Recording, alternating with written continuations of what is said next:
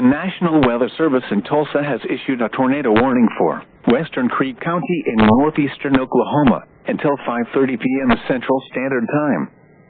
At 4:51 p.m. Central Standard Time, a severe thunderstorm capable of producing a tornado was located 3 miles southeast of Stroud, moving northeast at 35 miles per hour.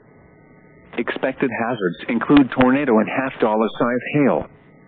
This is a radar-indicated threat rotation.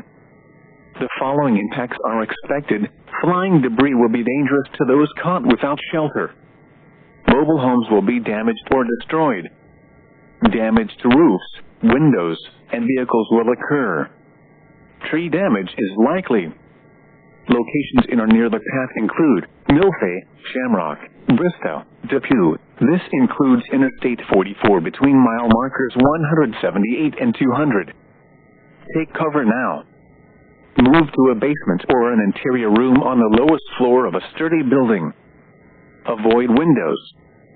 If you are outdoors, in a mobile home, or in a vehicle, move to the closest substantial shelter and protect yourself from flying debris.